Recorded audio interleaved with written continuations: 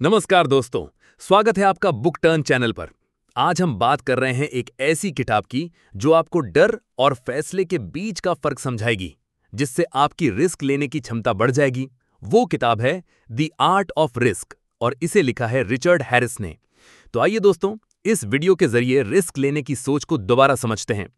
दोस्तों, कभी आपने सोचा है कि जो लोग जिंदगी में कुछ बड़ा करते हैं, वो ऐसा क्या अलग करते हैं?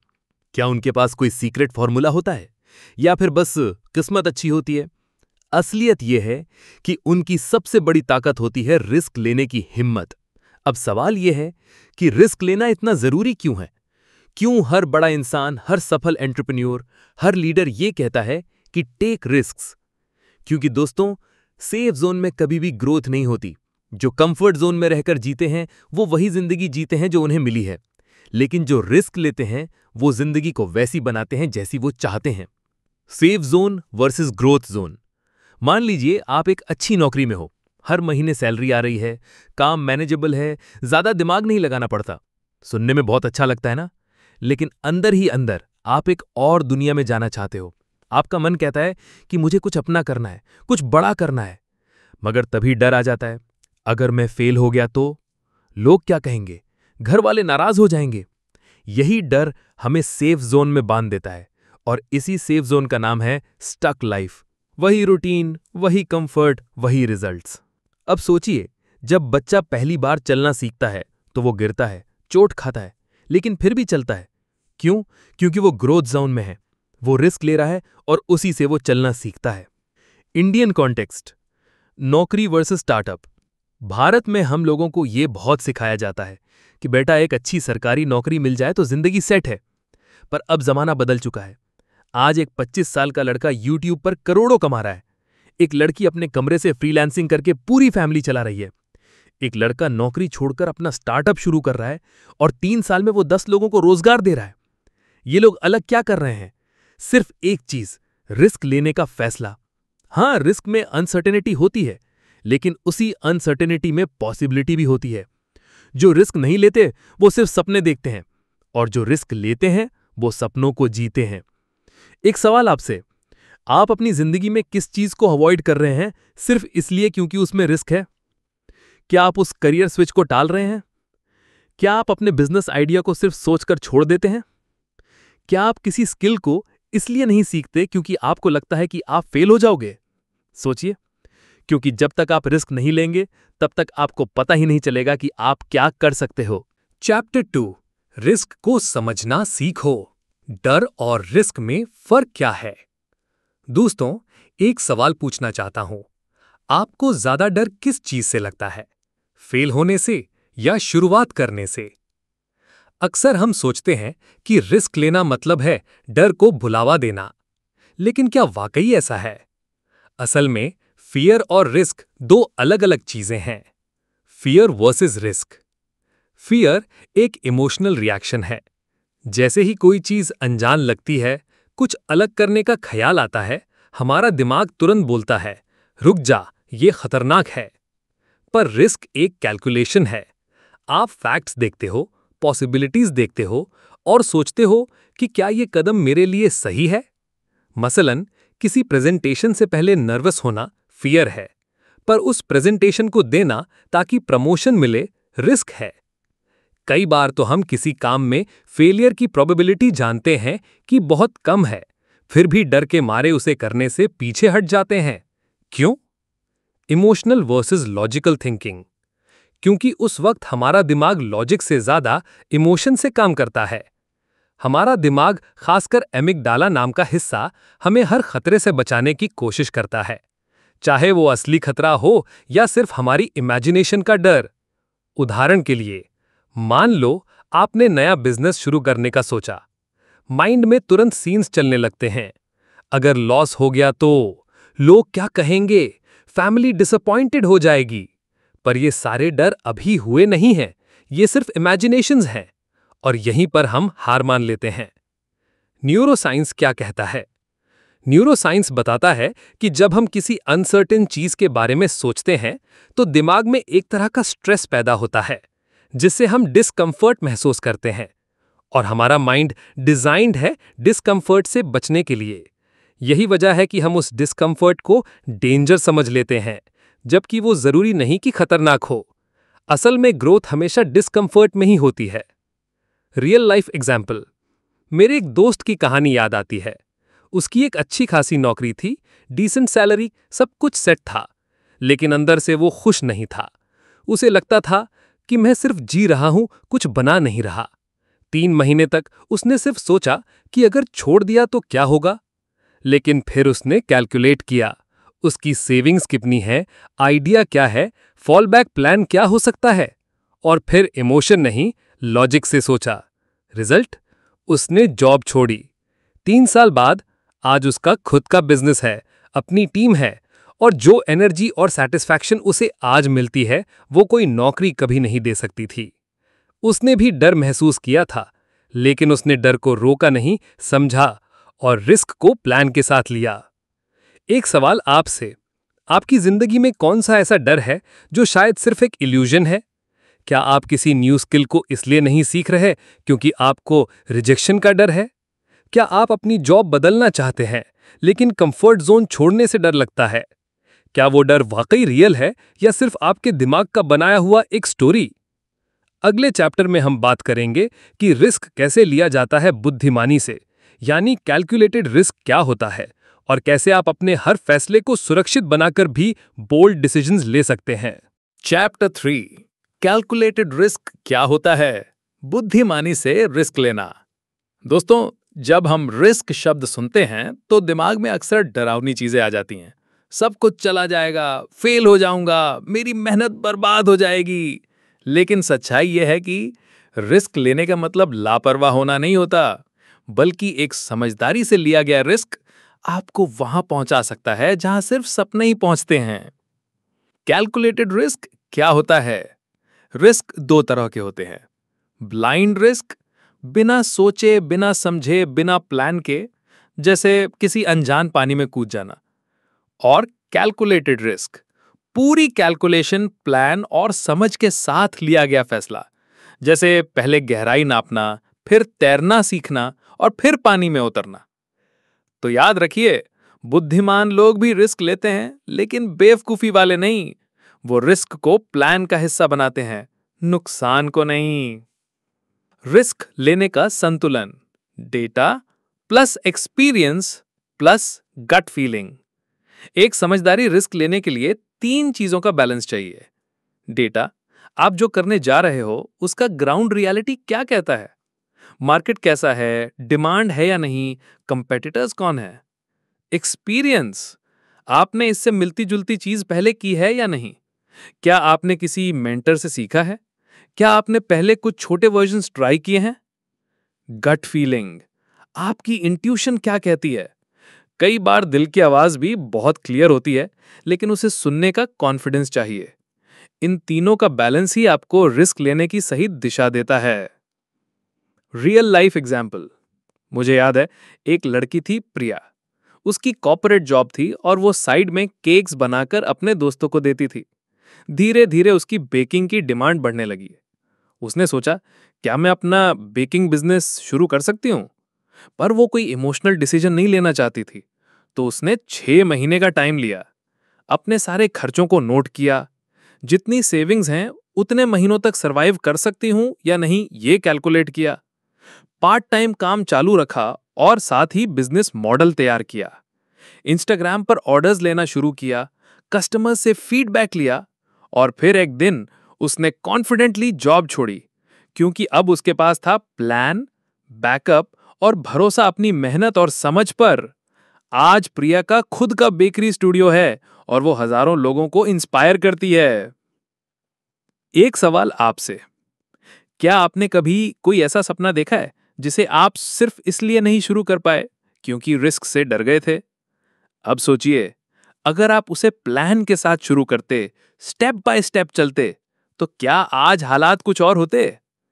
अगले चैप्टर में हम जानेंगे कि कैसे ओवरथिंकिंग आपको रोकती है और कैसे आप उस पैरालिसिस से बाहर निकल सकते हैं जहां डिसीजन ही नहीं लिया जाता। बने रहिए, क्योंकि अब बात सिर्फ रिस्क लेने की नहीं, उस फर्स्ट स्टेप की है जो जिंदगी बदल सकती है। चैप्टर 4 ओवरथिंकिंग और पैरालिसिस को कैसे रोकें। दोस्तों, एक लाइन है जो शायद आपने सुनी होगी, सोचने से कहाँ मिलते हैं तमन्नाओं के शहर, चलना भी जरूरी है मंजिल पाने के लिए। और यही बात सीधी लगती है, लेकिन असल जिंदगी में सबसे बड़ी रुकावट बन जाती है ओवरथिंकिंग। ओवरथिंकिंग सबसे बड़ा ब्रेक। आज हम में से बहुत से लोग ड्रीमर्स हैं। हम सोचते हैं, प्लान करते हैं, इमेजिन करते हैं, पर एक्शन लेने से पहले ही हम अपनी सोच में उलझ जाते हैं। अगर फेल हो गया तो? क्या ये सही टाइम है? क्या लोग सपोर्ट करेंगे? मैं रेडी नहीं हूं। और इसी सोच सोचकर हम उस जोन में फंस जाते हैं जिसे कहते हैं एनालिसिस पैरालिसिस, यानी इतना सोच लेना कि अब कुछ करने की एनर्जी ही नहीं बचती।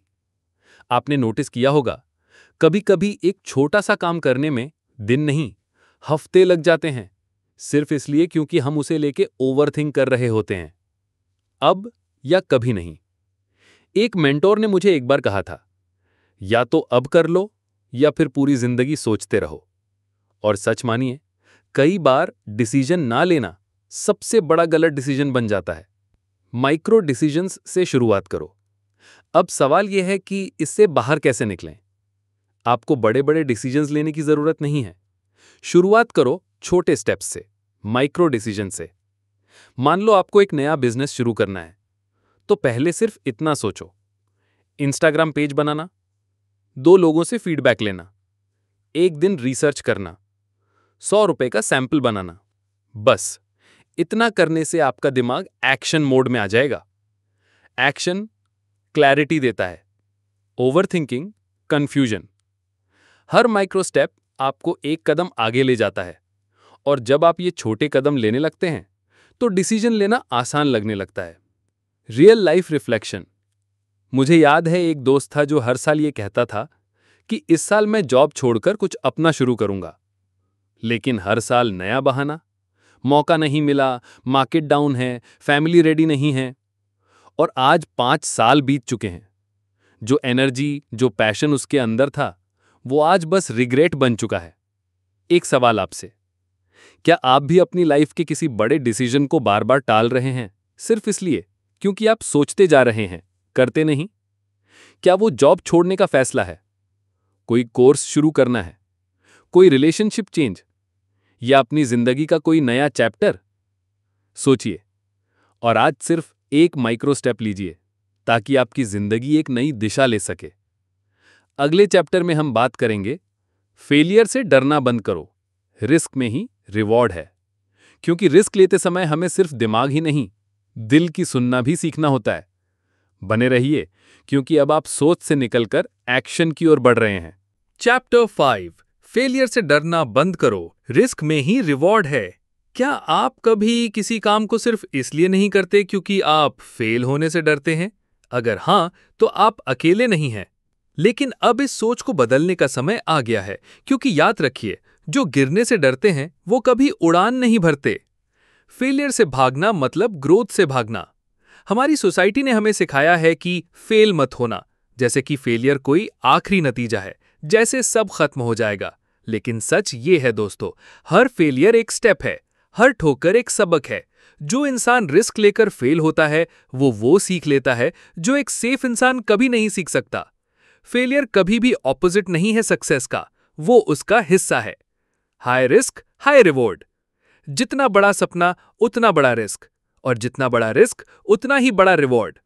आपने नोटिस किया होगा, कोई भी बड़ी सक्सेस स्टोरी, चाहे बिजनेस हो या करियर, उसके पीछे एक बोल्ड डिसीजन, एक बड़ा रिस्क जरूर होता है।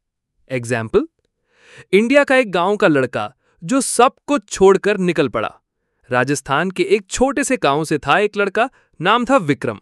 पिता किसान थे, घर में रिसोर्सेज कम थे, पर एक सपना था, IAS अफसर बनना। उसने अपने कंफर्ट जोन को छोड़ दिया, शहर आया, किराए के छोटे कमरे में रहा, गर्मी में लाइब्रेरी में पसीना बहाया, कभी कभी खाना भी छोड़ दिया। 3 साल लगातार फेलियर, हर बार सिलेक्शन के बहुत करीब जाकर रह जाता। पर उसने हार नहीं मानी। क्यों? क्योंकि उसे पता था कि जो रिस्क लेता है वही रिवॉर्ड पाता है। और चौथे साल विक्रम का नाम फाइनल लिस्ट में था। आज वो सिर्फ अपने गांव का नहीं, पूरे जिले का इंस्पिरेशन है। फेलियर नहीं, फेयर आपको रोकता है। बहुत बार हम फेल नहीं होते, हम तो स्टार्ट ही नहीं करते। हमारी असली लड़ाई गिरने से नहीं है, लड़ाई उस डर से है जो हमें उड़ने ही नहीं देता। आपकी जिंदगी में भी कुछ ऐसा होगा, कोई नया स्किल जो आप सीखना चाहते हैं, कोई पाथ जो दिल से सही लगता है, कोई ड्रीम जो बार बार आंखों में आता है, लेकिन सिर्फ फेल हो गया तो की वजह से आप रुक जाते हैं। अब रुकना बंद करिए। एक सवाल आपसे, क्या फेलियर का डर आपको आपकी असली जिंदगी जीने से रोक रहा है? क्या आपने कभी खुद से ये पूछा कि वर्स्ट केस क्या होगा और फिर सोचा कि बेस्ट केस क्या हो सकता है? क्यों न आज से बेस्ट केस के लिए जीना शुरू करें। अगले चैप्टर में हम बात करेंगे इंट्यूशन और एक्सपीरियंस, इनर वॉइस को सुनना सीखो। बने रहिए क्योंकि अब आप सिर्फ सोच नहीं रहे, आप उड़ने की तैयारी में हैं। चैप्टर 6, इंट्यूशन और एक्सपीरियंस, इनर वॉइस को सुनना सीखो। दोस्तों, एक सवाल, क्या आपने कभी ऐसा महसूस किया है कि कुछ करने का अंदर से एक इशारा मिल रहा है? कोई ऐसा डिसीजन जिसे आपने दिमाग से नहीं बल्कि दिल से लिया हो? यही होती है इंट्यूशन, आपकी इनर वॉइस, गट फीलिंग और पैटर्न रिकग्निशन। रिस्क लेते वक्त हम सिर्फ फैक्ट्स नहीं देखते, हमारा दिमाग सबकॉन्शियसली कई पैटर्न्स को पहचानता है। आपने पहले भी कुछ सिमिलर सिचुएशंस देखी होती हैं, आपने लोगों को उस रास्ते पर चलते देखा होता है, आपने महसूस किया होता है कि कुछ सही लग रहा है। इस सबकॉन्शियस अंडरस्टैंडिंग को कहते हैं गट फीलिंग या इनर कंपस। और जितना आप लाइफ एक्सपीरियंस से सीखते हो, उतनी ही आपकी जजमेंट बेहतर होती जाती है। इंट्यूशन का मतलब है शांत मन से, अनुभव और समझ के साथ लिया गया एक डीप डिसीजन। एक छोटी कहानी, एक महिला थी, नेहा, जो 12 साल से कॉर्पोरेट जॉब में थी, स्टेबल इनकम, अच्छा लाइफस्टाइल, लेकिन दिल बेचैन। उसे हमेशा इंटीरियर डिजाइनिंग का शौक था। एक दिन उसने खुद से पूछा, क्या मैं 10 साल बाद भी यही काम करती रहना चाहती हूं? उसका जवाब था नहीं। उसी दिन उसने डिसीजन लिया, एक शॉर्ट कोर्स किया, वीकेंड्स में क्लाइंट्स लेने लगी, 1 साल बाद जॉब छोड़ी और आज उसका खुद का डिजाइन स्टूडियो है। उसने जो फैसला लिया वो ना डेटा था ना लॉजिक, वो एक शांत मन से आई हुई क्लैरिटी थी। रिफ्लेक्टिव लाइन, शांत मन से लिया गया रिस्क जिंदगी बदल सकता है और जिंदगी की दशा भी। कंक्लूजन, अब आपकी बारी है। अब आप ये सारी बातें सुन चुके हैं। रिस्क क्यों जरूरी है, डर और रिस्क में फर्क, कैलकुलेटेड रिस्क कैसे लिया जाता है, ओवर थिंकिंग से कैसे निकला जाता है, फेलियर से कैसे डरा नहीं जाता और इंट्यूशन को कैसे सुना जाता है। अब बारी है एक्शन लेने की, क्योंकि दोस्तों, छोटे छोटे कदम प्लस बड़ी सोच इक्वल टू लाइफ में बड़ा बदलाव। रिस्क डराने के लिए नहीं, आजमाने के लिए होता है। सही डिसीजन वही होता है जो आपको आगे ले जाए। सोचो मत, समझो, प्लान करो और फिर कदम उठाओ। जो लोग रिस्क से डरते हैं उन्हें रिग्रेट मिलते हैं, लेकिन जो समझदारी से रिस्क उठाते हैं उन्हें जिंदगी मिलती है, असली जिंदगी। अगर ये समरी पसंद आई हो तो जरूर शेयर करें और कमेंट में बताएं आपकी जिंदगी का सबसे बड़ा रिस्क कौन सा था, या फिर वो कौन सा रिस्क है जो आप लेने की सोच रहे हैं।